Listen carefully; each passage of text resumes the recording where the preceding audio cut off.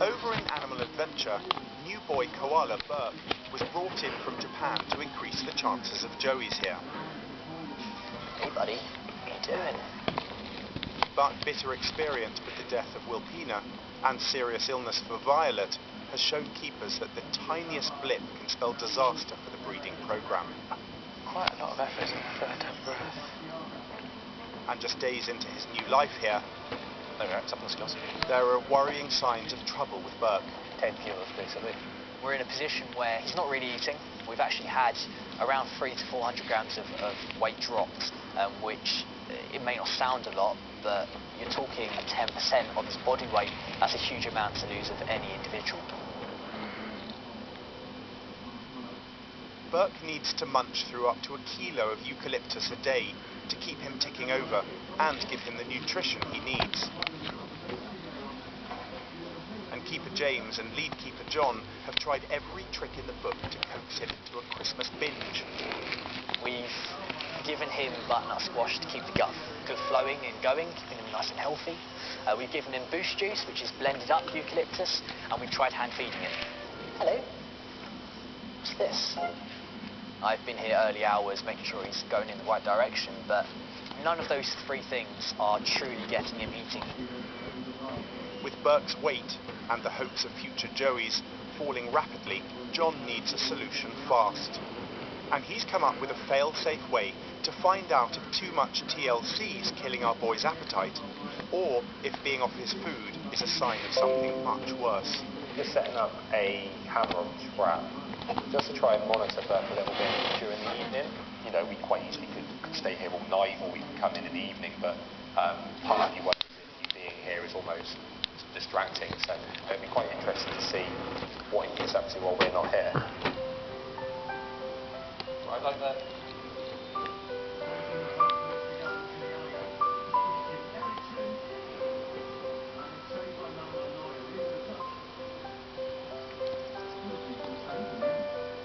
"12 anxious hours later, a new day at the koala enclosure. Hi, James. All right. And time for John and James to discover what Burke's been up to overnight. Right. Let's see what we got.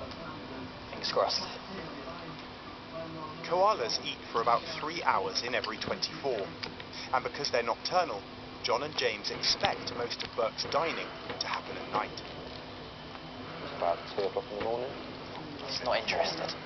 No. Oh, that's not good. He's just climbing back down the perch, but still not. No, going back up again. So close. He wakes up, but just doesn't. Seems almost he's looking, but not taking any food. Then, after hours of disinterest, Oh, finally. the hopeful sign the boys have been waiting for. Absolutely stuffing himself. So, brilliant, absolutely fantastic. Yeah, but we know that he's now eating. He's taking food on his own, Which is a massive relief. A massive, massive relief.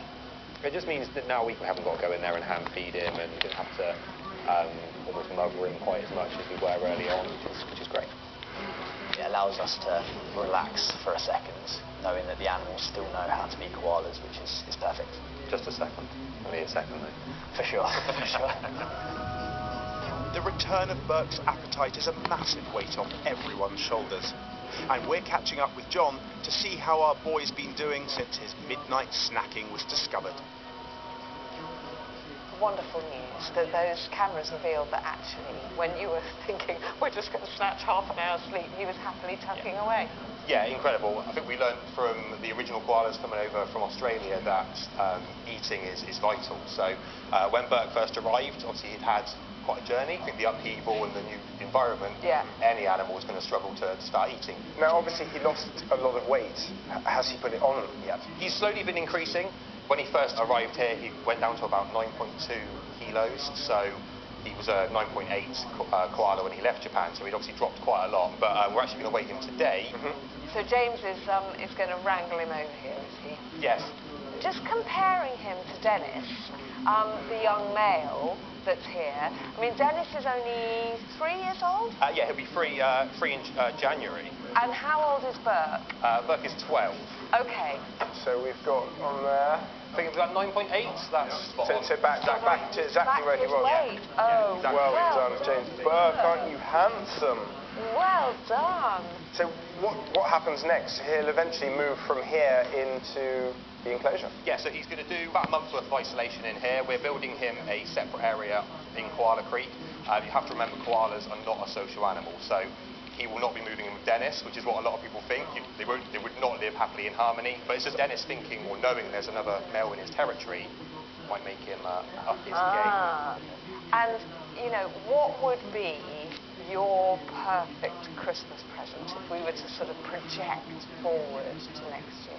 I'd be lying if I didn't say a baby koala. Oh yes, please. Everybody wants a baby animal, you know, so no pressure, Burke. John, James, Burke, thank you very much. Sadly, that's all we've got time for today, but here's what's coming up on the next Animal Park. A seasonal showdown with the sea lions as a young pretender learns just who's boss. Looks like the lake still belongs to Buster. There's a new home being built for lots of little furries. We've got climbers, we've got diggers, we've got buddiers, we've got biters. Okay.